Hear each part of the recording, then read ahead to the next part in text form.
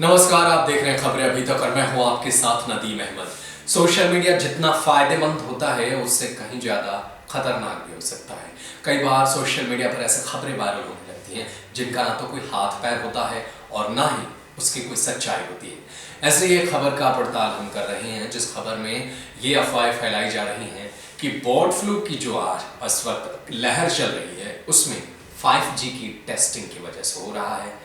ऐसी खबरें जो है सोशल मीडिया पे वायरल होने लगी तो हमने सोचा कि हम आपके लिए लाते हैं इस खबर की सच्चाई और करते हैं इसका जांच पड़ताल। सोशल मीडिया पर इस वक्त मुकेश अंबानी और उनकी कंपनी को लेकर के तरह तरह की अफवाहें फैलाई जा रही हैं। तो पहले कहा जा रहा था कि वो किसानों से अनाज खरीदेंगे और अब जो है बर्ड फ्लू से भी मुकेश अंबानी को जोड़ दिया गया है।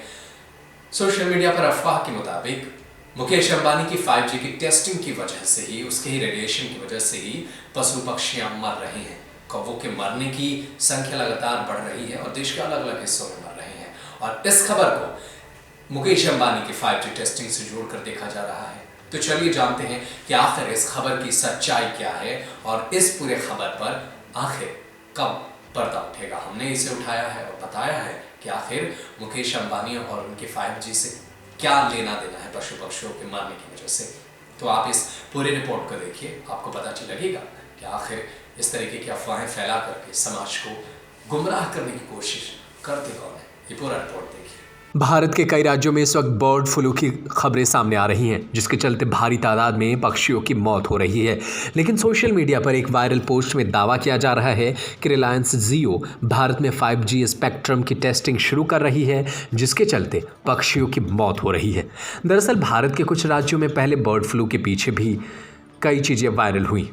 5G टेस्टिंग की वजह बताया जा रहा है। 12 जनवरी को पूर्व कांग्रेसी विधायक चुन्नी लाल साहू द्वारा सोशल मीडिया पर एक ट्वीट किया था और ख़बर फैल रही है कि जियो का 5G टेस्टिंग की वजह से देश में पक्षी मर रहे हैं और इससे बर्ड फ्लू का नाम दिया जा रहा है।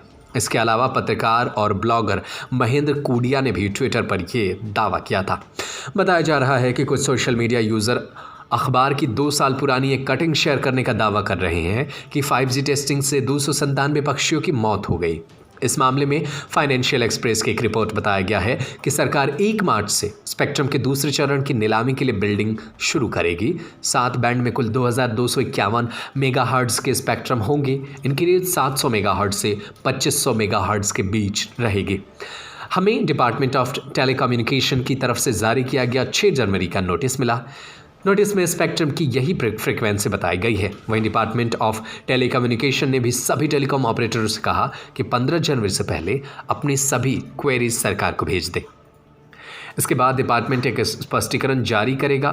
कॉलकॉम की 1 दिसंबर 2020 की रिपोर्ट के मुताबिक भारत में अब तक एक भी 5G स्पेक्ट्रम का आवंटन नहीं हुआ है। इस रिपोर्ट में बताया गया है कि पूरी दुनिया में कहाँ 5G स्पेक्ट्रम आवंटित किया गया है। यानी ये वायरल खबर फिलहाल झूठी साबित हो रही है। न्यूज़ रूम से नदीम अहमद की report. Subscribe to our YouTube channel and press the bell icon to get the latest updates.